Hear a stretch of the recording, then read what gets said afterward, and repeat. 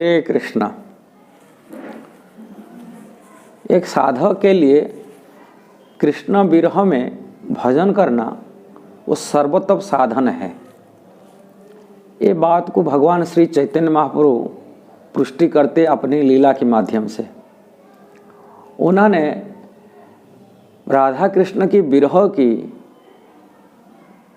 लीला को प्रस्तुत करते हुए अपने जीवन में राधा कृष्ण के भाव को, जो विरह की भाव को सर्वोत्तम रूप में स्वीकार किए। इसलिए कृष्ण के विरह के लिए, कृष्ण के लिए जो निवेदन है वो सर्वोत्तम होता है। अब हमारे परंपरा में श्रील प्रभुपाद, भक्ति सिद्धांत प्रभुपाद कि हमारा आचार्य रूप गोस्वामी, उन्होंने यही शिक्षा दिए।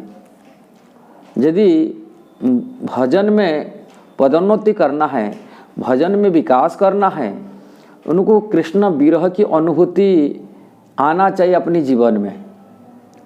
कृष्ण से विरह विधुरा हो करके, और वो लालसा कृष्ण प्राप्ति के लिए, कि कृष्ण सेवा के लिए उनको लालायित होना चाहिए और लालसा बनाए के रखना चाहिए।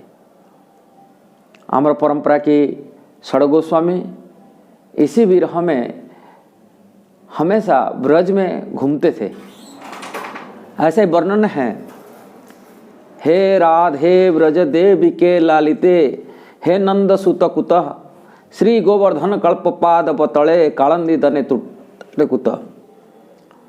बोलते हे राधा रानी आप कहाँ हो, हे ललिता सखी आप कहाँ हो, और कहाँ हो हे भगवान श्री कृष्ण, हे नंद तनुज, आप राधा कुंड की तट पर है, ना गोवर्धन की तलहटी में है, ना कहाँ कि जमुना के किनारे, हाँ कालंदी किनारे में आप घूम रहे हैं।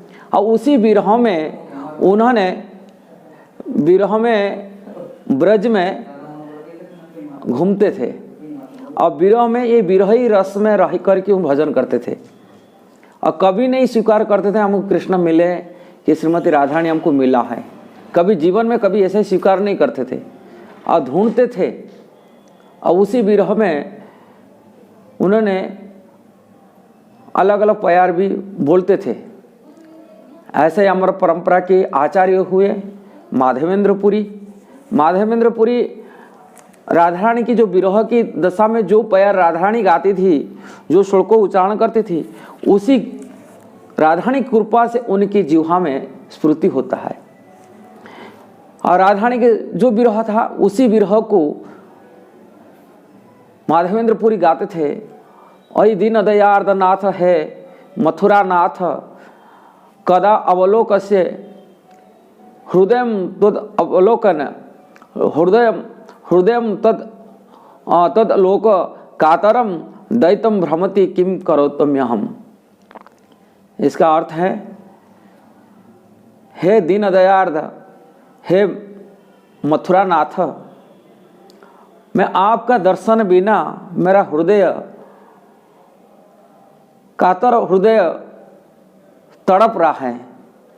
हे दैत, हे प्रिय, मैं क्या करूं, कहाँ मिलेंगे आप। इसी विरह में राधारानी रहती थी, उसी विरह में माधवेंद्रपुरी प्राण त्याग किए। इसी श्लोकों को बोलते बोलते उन्होंने अपने शरीर शांत किए। और भगवान श्री चैतन्य महाप्रभु की प्यार, उसी प्यार को माधवेंद्रपुरी गाया हुआ श्लोकों को, इसी श्लोकों जो राधारानी गाती थी उसी गाते थे। कृष्णदास कविराज गोस्वामी बोलते हैं, ये इनकी व्यतिरिक्त और कोई नहीं जानते, इसी श्लोकों की मर्म को कोई नहीं समझ सकते थे। ये इसी श्लोकों को और कोई नहीं समझ सकते थे। माधवेंद्रपुरी, चैतन्य महाप्रभु और राधारानी के बिना और कोई दूसरा लोग नहीं जानते थे, इसके अर्थ को, मर्म को समझ नहीं पाएंगे। और इसी भाव को विकास करना भक्ति का चरम लक्ष्य बेली भगवान श्री चैतन्य महाप्रभु अपने श्लोकों में कहे, ऐ नंद तनुज किंकरम पतितमा विश्व में भवंदो, कृपया तो पाद पंकज धूलि सदृश विचिंते।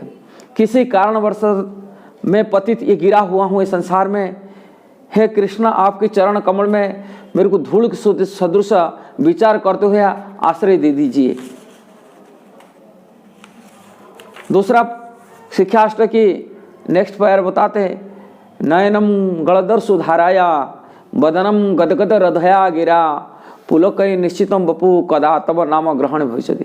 कब आपके नाम ग्रहण करते हुए मेरा वाणी रुधा हो सकता है, आँख में आंसू गिरेगा कब आपके नाम लेते हुए, बदनम गदगद हृदया गिरा अवरुद्ध हो जाएगा गला कब होगा, और आपके विरह में मेरा शरीर भी कब पुलकित होगा। जुगायितम शून्य जुगायितम निमिषण चक्षुषा शून्यायित प्रवसायितम शून्यायितम जगत सर्व गोविंद विरहण में। ये गोविंद का विरह में कब शून्य शून्य लगेगा, मेरे को अनुभव होगा, और जुग एक क्षण मध्य जुग जैसा प्रतीत होगा। ये विचार करते हुए उन्होंने भजन के सिद्धांत संसार को दिए। इसलिए ये जो विरह की दशा में जो भजन करता है वो सर्वोत्तम भजन होती है। इसलिए भजन को सीखना है भगवान चैतन्य महाप्रभु के सिद्धांत और उन्हीं की जो अनुयायी हैं षड गोस्वामी के सिद्धांत और उन्हीं के अनुयायियों की चरण चिन्ह पर चलेगा तो निश्चिंत सर्वोत्तम सिद्धांत तक पहुंच सकता है। और भक्ति का यही रहस्य है, और ये रहस्य में जो डूबा हुआ होते हैं और इसी सिद्धांत पर चलते हुए भक्ति की जाजन करने वाला व्यक्ति निश्चिंत परमहंस होते हैं और निश्चिंत संसार के वासना से संपूर्ण रूप में मुक्त होते हैं। और इसी विचार में अनेक भजन करते हैं, और ऐसा साधुओं को ढूंढना चाहिए और ये साधुओं के चरण आश्रित होना चाहिए और भजन कर लेना चाहिए, सीख लेना चाहिए कैसा भजन किया जाता है। यदि वीडियो अच्छा लगा जरूर उसको शेयर करना, सब्सक्राइब करना, लाइक कमेंट देना। हरे कृष्णा।